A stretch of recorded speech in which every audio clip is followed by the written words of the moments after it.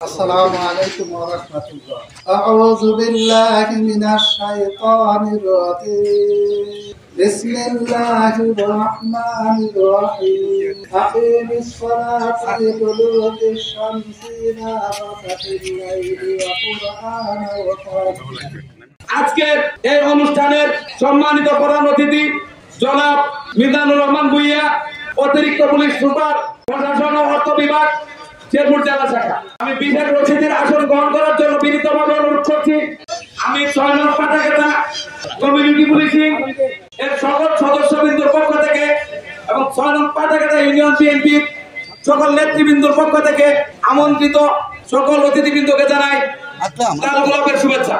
যে নকলার মতো যদি পুলিশিং কমিটি কাজ করতো তাহলে এত অপরাধ সংগঠিত হইতো না। এবং আমাদের কাছে কথা বলতে হলে আপনাদেরকে আমাদের থানায় যাওয়া লাগে। নবের মধ্যে হচ্ছে আমরা আপনাদের থানায় যাওয়ার দরকার নেই, পুলিশে যাওয়ার দরকার নেই, আমরাই আপনাদের কাছে চলে আসি আপনাদের কাছ থেকে খোলামেলা কথা শোনার জন্য। আপনারা পুলিশ সম্পর্কে কি চিন্তা করেন, পুলিশের কেমন হওয়া উচিত, পুলিশ আপনাদের সাথে কেমন আচরণ করে, পুলিশ আপনাদের সমাজে কতটুকু দরকার, আদৌ দরকার আছে কিনা, পুলিশের থাকলে কেমন পুলিশ দরকার, মানসিক সমস্যা, মাদক সমস্যা, নানা সমস্যা আছে। এই বিষয়গুলো নিয়ে আপনারা আপনাদের খোলামেলা কথা আপনারা শুনতে আসছি। বিএনপি সহ অন্য বিভিন্ন দলের নেতৃবৃন্দ আমার সাথে উপস্থিত আছেন।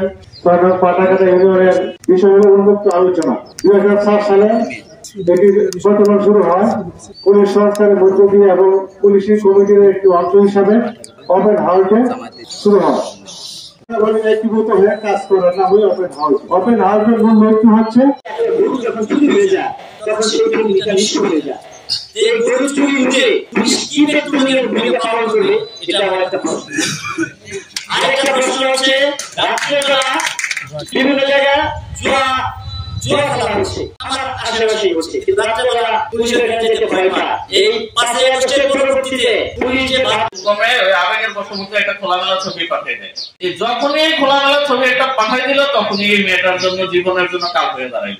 কারণ মোবাইল ফোন এমন একটা জিনিস, আপনি একটা অক্ষর আজকে লেখেন, যতদিন পর্যন্ত এটার সার্ভার অ্যাক্টিভ থাকবে আপনি ডিলিট করে দিল এটা ওইখান থেকে মুছা যাবে না। এখন দরকার ছেলেগুলো তখন কি করে, ওই ছবিটাকে নিয়ে নেয়, নিয়ে বলে যে এখন তোমার তো ছবি এই আছে, এখন তুমি যদি আমার সাথে দেখা না করো, আমার সাথে যোগাযোগ না করো তাহলে আমি এই ছবি ভাইরাল করে দিই। এবং ছোট মানুষ 12, 13, 14 বছরের মেয়ে যখন এই কথা শুনে যায় আমার একটা ছবি তো ভাইরাল করে দিবে, তখন সে না জানাতে পারে তার বাপ মাকে, না জানাতে পারে তার স্কুলের টিচারদেরকে, তখন বাধ্য হয়ে ওই ছেলেটার সাথে যোগাযোগ করে তখন ছেলেটা তাকে ব্ল্যাকমেইল করে। এই জন্য আমি আপনাদেরকে বলবো, গার্ডিয়ানদের বিশেষ করে, আপনার মেয়ে বা ছেলে কার সাথে রাতে ফোনে জেগে জেগে কথা বলে, কি কি শেয়ার করে, কি কি চ্যাট করে, যদি মোবাইল ফোন দিয়ে থাকে তাহলে এই জিনিসগুলো অবশ্যই খেয়াল করবেন এবং তাকে অত্যন্ত সতর্কতার সাথে সাবধান করে দেবেন যেন সেই কাজগুলো না করে। শেষ পর্যন্ত পরিণতি কি হয় জানেন, যখন মেয়েটার ছবিটা ভাইরাল হয়ে যায় তখন আপনার গ্রামের সবার মুখে মুখে মেয়ের ছবি ঘুরে বেড়াচ্ছেন, একটা ভিডিও ঘুরে বেড়াচ্ছে, তখন মেয়েটা বাধ্য হয়ে সুইসাইড করে, আত্মহত্যা করে। তাহলে